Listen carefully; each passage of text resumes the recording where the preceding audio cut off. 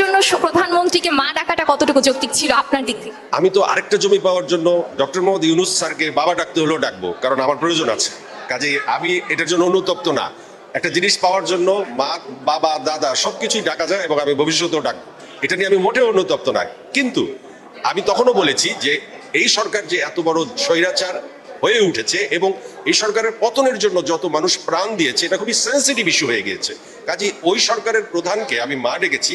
আমার কাছে এখন আমি অনুতপ্ত, কারণ অনেকগুলো প্রাণ ঝরে গেছে।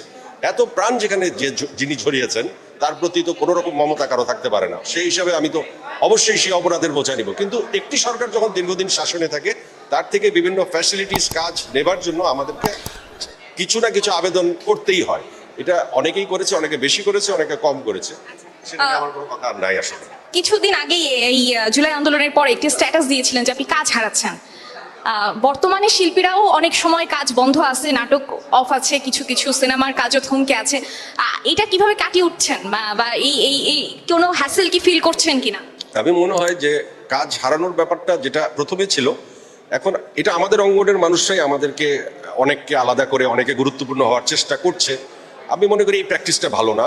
যারা একদম অভিযুক্ত, সরাসরি অনেক ক্রাইমের সাথে জড়িত, এই সরকারের সাথে যাদের অপকর্মের সাথে যারা জড়িত, তাদেরকে আলাদা করা হোক। বাকিদেরকে আসলে স্বাভাবিক অবস্থানে ফিরিয়ে আনার জন্য সবার চেষ্টা করা উচিত। তা নাহলে ঘুরিয়ে ফিরিয়ে যদি আমরা একই পুনরাবৃত্তি করি, তাহলে এটা আমাদের ইন্ডাস্ট্রির জন্য কখনোই ভালো হবে না। তো এটা অবস্থা থেকে অবশ্যই আমার মনে হয় যে উত্তরণ হবে দ্রুত। 13টি প্রশ্ন সামথিং। তো এই শোতে আপনি যে এরকম প্রশ্ন করে গেস্টকে যে বিব্রত করেন, এবং এইটা নিয়ে একটা ট্রেন্ডই চলে এসছে এখন।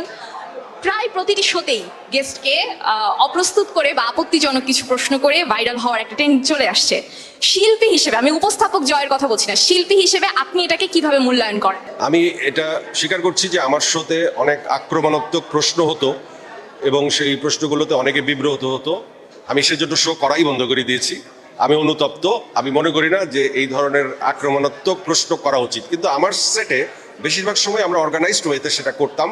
কাউকে অসম্মান করা একেবারেই অনুচিত, একটা গুনার কাজ। আমি নিজে সেটার জন্য অনুতপ্ত। আমি আর করতে চাই না এই ধরনের কাজ, এবং আমি অন্যকেও বলবো যে এটা আসলে দিন শেষে এটার অনেক পে করতে হয়। এবং আমি একজন অভিনেতা হিসেবে আমি আসলে অভিনয় করতে চাই। আমি রুটি রোজগারের জন্য যা করা দরকার তা করতে চাই। শিল্পী হিসেবে আমি কাজ করতে চাই। কিন্তু আমি মনে করি সেই যে মানুষগুলো আমার দ্বারা কষ্ট পেয়েছে, তাদের কষ্ট দেওয়া আমার ঠিক হয়নি।